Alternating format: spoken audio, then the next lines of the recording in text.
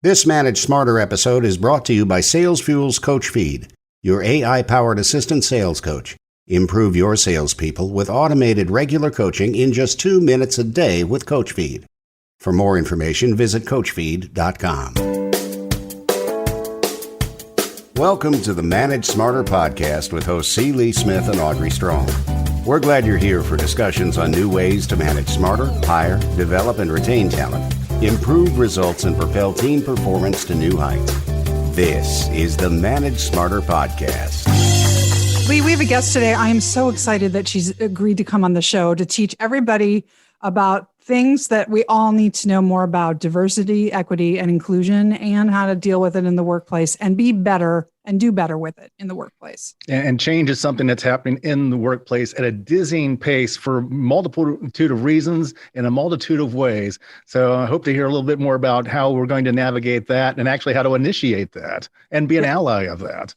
Welcome to Manage Smarter, everyone. This is a great topic for today. I'm Audrey Strong. I am the Vice President of Communications here at SalesFuel. And I'm C. Lee Smith. I'm the President and CEO of SalesFuel. Today's guest, Dr. Jean Latting, President of Leading Consciously, LLC, and Professor Emerita at the Graduate College of Social Work, University of Houston. She's in Texas like I am. She's a cougar. Hi, Jean. Thanks for coming. Hi there. As a consultant, Thank you for having me. Yeah, we're glad to have you. Let me tell the people a little bit more about you. As a consultant, researcher, and educator, Jean focuses on leadership in multicultural and diverse organizations. Through her organization, as I said, it's Leading Consciously. Jean helps individuals and organizations create resilient, sustainable, multicultural, and diverse settings. Also the author of a book, you can pick it up on Amazon. I went and looked at it, Reframing Change, How to Deal with Workplace Dynamics, Influence Others, and Bring People Together to Initiate Positive Change. So welcome, Dr. Latting. We're very glad to have you today. Thank you. I'm honored to be here. So talking about the racial divide, we're finding ourselves at a very interesting time culturally and in our history right now. What's the first where do we start if we want to make a change? Start with recognizing that the divide really does exist, and that those that you consider to be your friends and colleagues, if you're white and they are of a different racial or ethnic identification, they may not be telling you things that you need to know. And if you are a person of color, a leader of color, and you're in an organization where you're not telling people what they need to know, then think about strategy. How can you approach this in a way that you can be heard?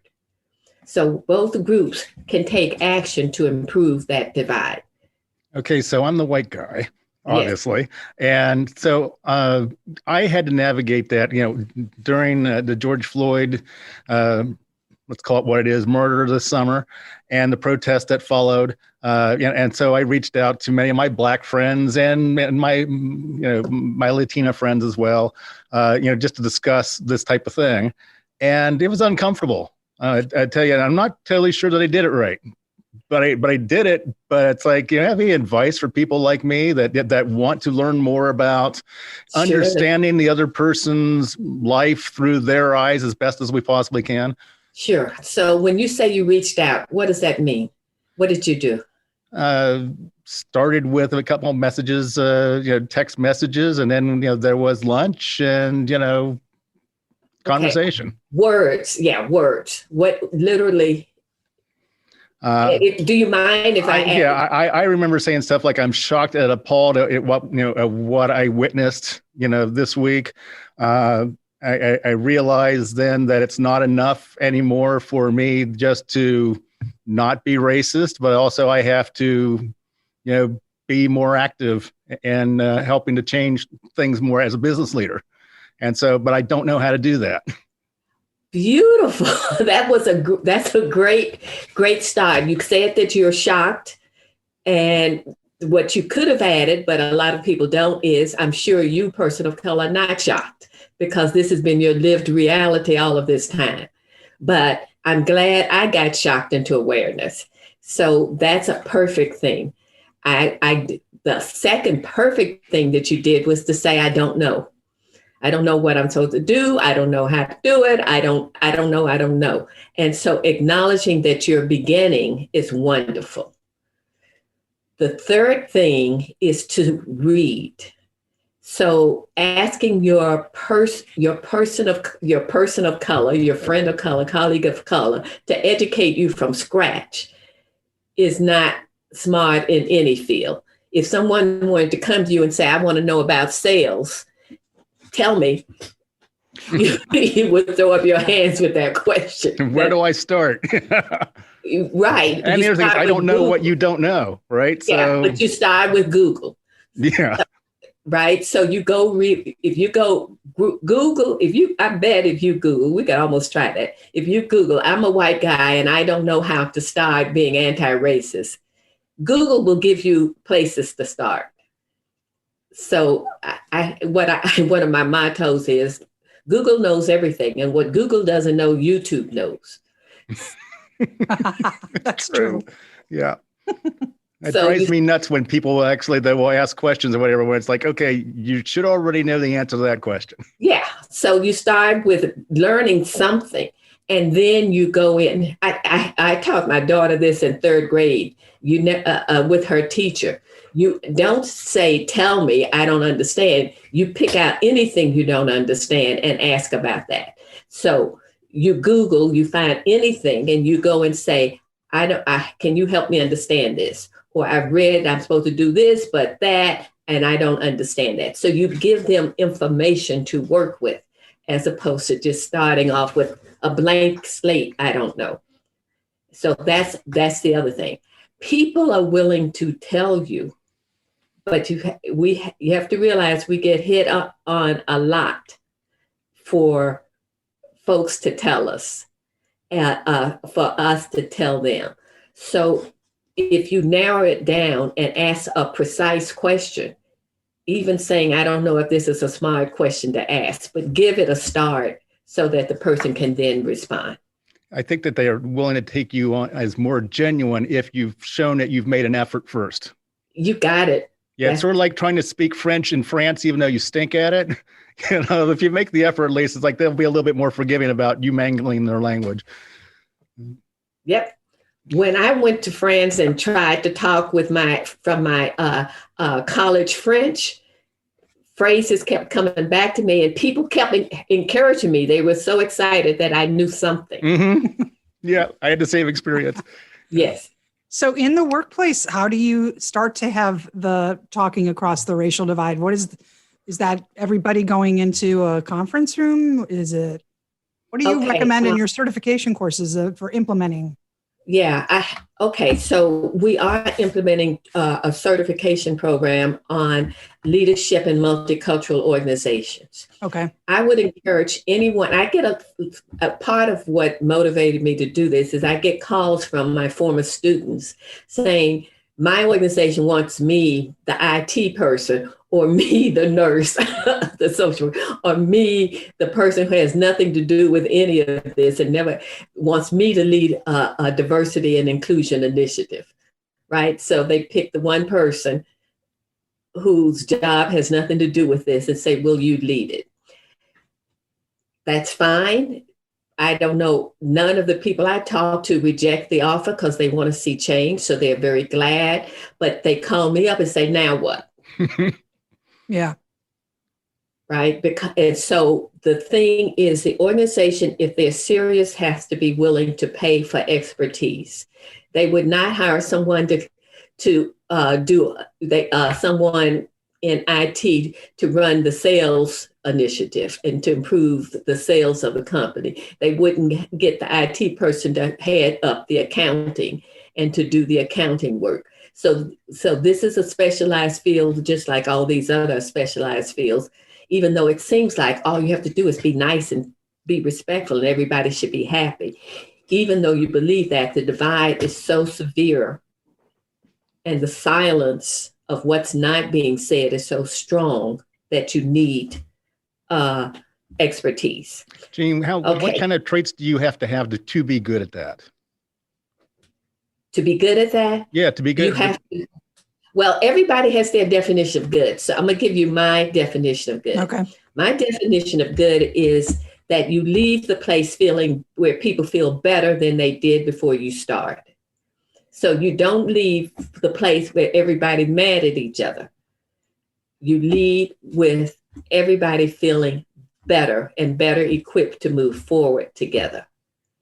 So what do you need for that? You need the ability to listen. You need some subject matter expertise about the differences in communication styles. So for an example, I'm a highly expressive Black female, and I'm in the South with white women who were raised to be nice and polite and don't say anything if it's not nice, don't say anything. I'm from a tell it like it is culture. So now you put us together, and you can guess what happens. So you have to have somebody who understands those cultural differences and can embolden both groups to talk to one another in a way that can be heard. What do you do with the employee that just simply cannot grasp that there is an alternate reality? We're all living in the same world, but it's not living the same experiences. How do you get that person on board with a diversity initiative?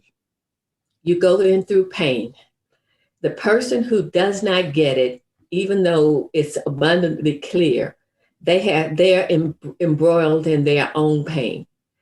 They have their own set of grievances. They have their own fear of being left out. The number of white men in corporate America who feel terrified or resigned that they could never make it as far as they've wanted to make is astounding. And so now you take that guy, and then here's the company is going to push anti-Black initiatives or women or whatever.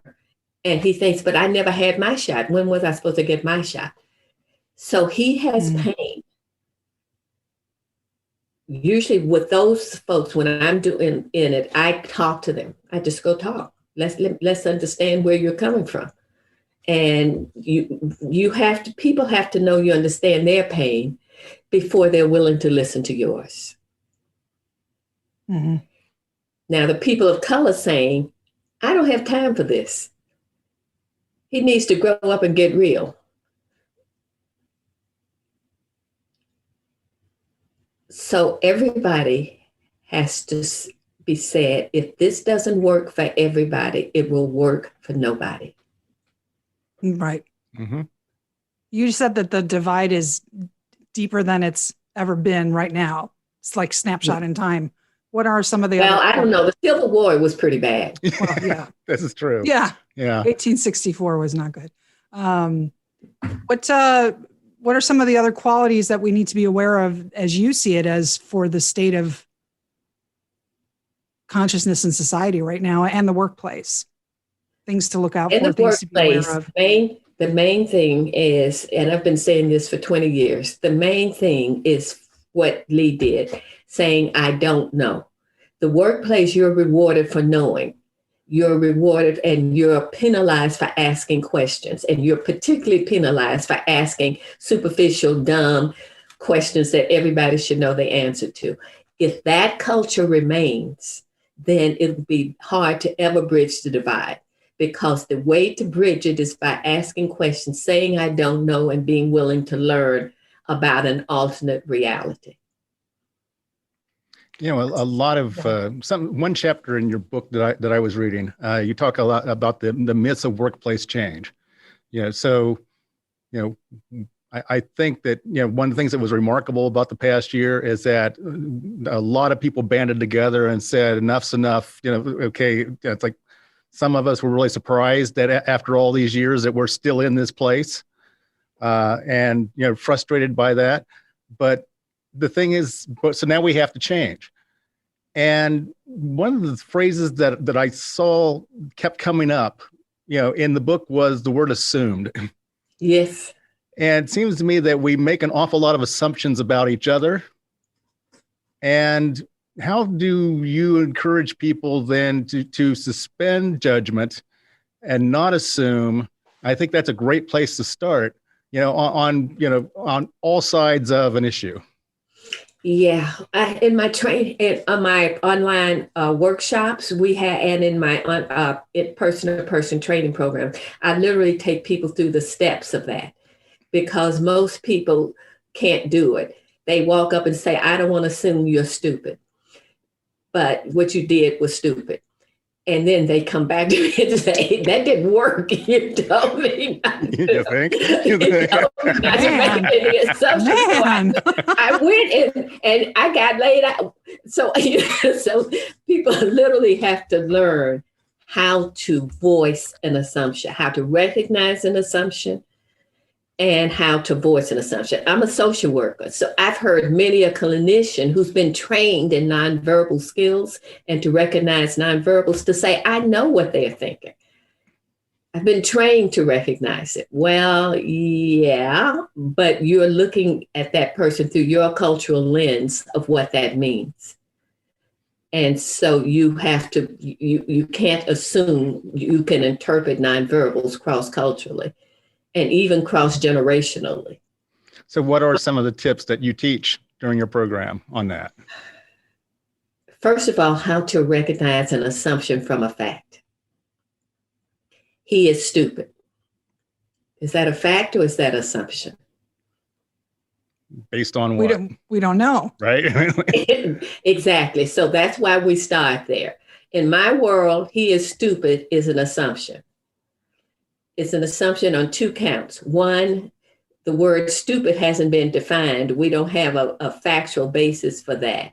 And two, you don't know if what he is doing is stupid in the moment or in general.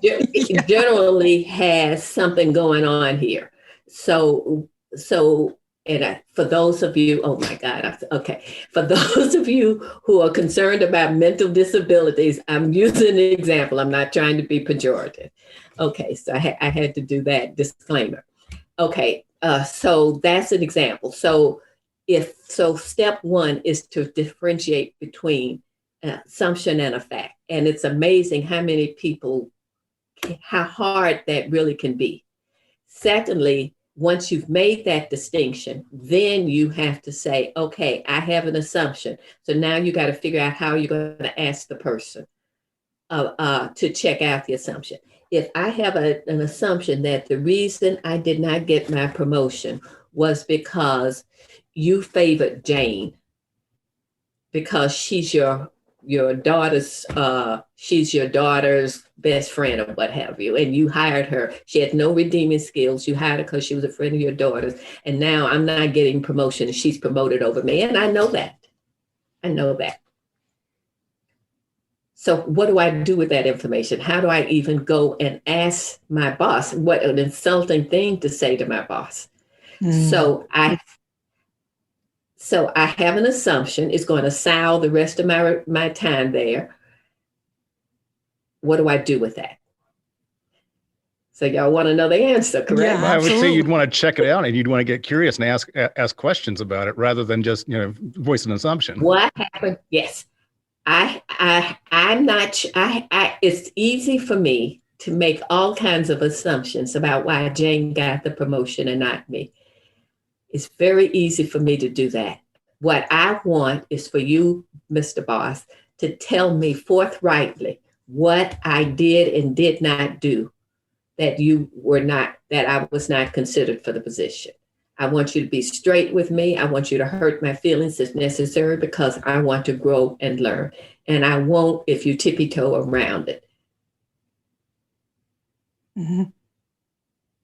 And you see that sometimes if the boss is white, you're not white, that the boss has more of a tendency to want to tippy-toe around or whatever because there might be a third rail there or whatever that I'm afraid to touch. There's so much research on what you just said that cross-culturally, white to person of color, the people of color don't get developed like whites do because one white assumes the next white will be able to take it. But if I go cross-cultural, I'm scared to tell them the full truth because they will then might use it against me, or they might think I'm racist, or I don't know if they're going to HR. So I don't even get the information I need to succeed. And then when promotion time comes, I'm evaluated against the person who's been mentored all along. And then the assumption is made then that, you didn't get the job because of, and you don't have any facts then to dispute that. And so now we have bad feelings that continue. There we go. So how do we bridge that gap? How do we make that white boss feel more comfortable, in that situation than to be real, with his team members of color, Sure. About things The like white boss has to say to the person of color, and it can happen across gender too, can say to the person of color, I want to mentor you, but to do that, I'm going to have to say some tough things. I do it with all my others. I want the freedom to do it with you also. Do we have a deal? And if I say something and you think I'm doing it because I'm white, or I'm holding something against you because I'm white, I grew up white. This is my reality. And the only way I'm going to learn if I offend is if you tell me. I've had friends tell me, white friends, Jean, if you don't tell me, nobody else will. So if I put my foot in the mouth, please let me know. And sure enough, you'll discover on the blog, one person, Amy, who's the daughter of a close friend. So she was raised with me and all of that. She said something on Facebook that was not right. I called her up immediately and told her. But I did that because I knew permission. I knew I had her permission. I've had other white friends put their foot in their mouth on Facebook and said nothing. Mm-hmm. But you did it in private, though, it sounded like. You pick it's like anything, you pick your battles. If I go around, I can't go around. There are too many white people in the world for me to go around educating all the white people. Well, I mean, she's a friend of yours, right? So it's like, truth bombs everywhere. You didn't call her out, and start a big, thing on Facebook and all of that. It sounded to me like you were polite. You took her aside because I said, hey, I know this is not who you are, but yeah, that's you need not to cool. fix it. And she fixed it. So yes, sometimes I do, sometimes I don't. But most of the time I let it go. She's the gal that's in the video on your website, right? Yes. Yeah. And she said she was really glad that you told her that because she was not aware how it came across, she said, at all. Just completely had no idea. And there's a video of I would have been thrilled. I mean, if I were her, I would have been totally thrilled. I mean, just like I would have felt horrible that I'd said something insensitive, but it's like I would have felt much better that, you felt comfortable telling me that I screwed up. So what you just said is key, Lee. Everybody has to be willing to feel uncomfortable, temporarily horrible, temporarily embarrassed, and willing to move forward from there. What I say is you will get a hit. If you're growing, if you're truly growing, you will get a hit. And what I tell my people in my workshops and embarrass me. Speak up publicly. If I put my foot in my mouth, if I say the wrong thing, embarrass me. I'd much rather you embarrass me publicly where I can redeem myself than you go talk about me in the hallways, in the bathroom, and nothing, and I never know, and I'm harmed in the long run. So give me the temporary hit. So leadingconsciously.com is your website. We got just about a minute left. Do you want to talk a little bit about the Pathfinders group that you have on there through the website as well? So yes, it's an online monthly membership program that I established for people who wanted to learn how to move forward in the racial and social justice arena, in their workplace, their communities, their homes, their personal lives, wherever. And we focus on how to reduce racism, promote inclusion. People will read a blog post, commented on it, a community is forming, exciting dialogue. And we also give people a practice exercise for them to try out, and then they can come back and talk about it in their discussion group or come to a coaching call. It's low cost because I want to particularly appeal to those who don't have access to the highfalutin corporate exotic training programs. This is for your everyday person who wants to learn, doesn't have much time. So it's an hour and a half a week. Right now, it's $36 per month. If you join, you get locked in at that cost. We will raise the cost. We've already raised it once, and we will raise the cost again. Maybe, I'm not sure how many times, we'll see. But right now, if you sign up at 36, you keep it. That's as long great. as you stay active. And that's just ongoing. And then my last question for you is, so if I want to implement a program, what is your best practice recommendation for how long it should take to start a diversity and inclusion and equity program in my company? And then it needs to be just an ongoing commitment of activity in perpetuity, correct? It's not like a one-off. Oh, I did it, I'm done. It's not like a one-off. It's like exercise. It's like exercise. You build it once you build in the habit, the momentum, muscle memory will keep you getting out on the trail or whatever it is you're doing. But getting from there to here to there, you have to do a lot of forgiveness, because there will be many a morning you'll get up and say, I can't move, I ain't doing it. And so you have to, so you slowly build up. Organizational change experts say it takes 3 to 7 years. There you go. There it is. For change to take hold. Yeah, and we got to stick with it. You know, it can't just be we're all inflamed at the events of the day or of the summer or the past year or something like that, because that's happened repeatedly. I mean, my entire life. Yeah. You know, and that's why we're at where we're at. But I will say this, Jane, it's like the more I have conversations like this one, the thing that keeps coming back to me over and over again is like, good people are good people. It's like, you know, other people want what you want, you know, dignity, respect, you know, honesty, authenticity. It's like, I think that those are some of the similarities that give me hope that, you know, things can get better, things can change for the best. I hope you feel the same way too, Jane. I absolutely believe, I believe in the goodness of the human spirit. I absolutely positively believe in that person. You show me somebody on death row and tell me how many murders he's committed. And I think inside that person is someone who wanted the same things I want and who want to be good.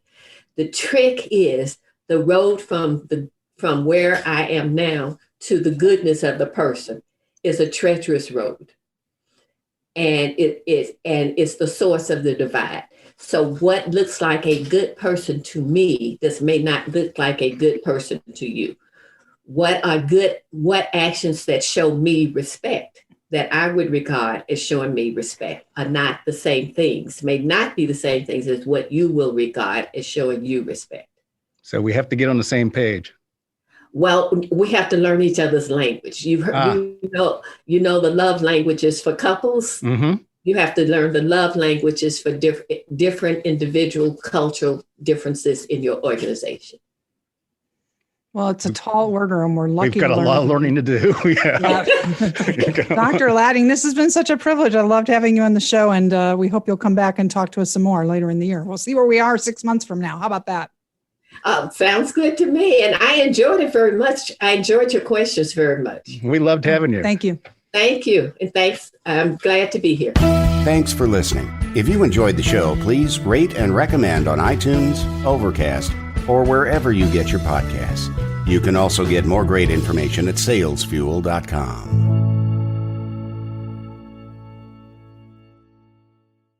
This podcast is a part of the C-Suite Radio Network.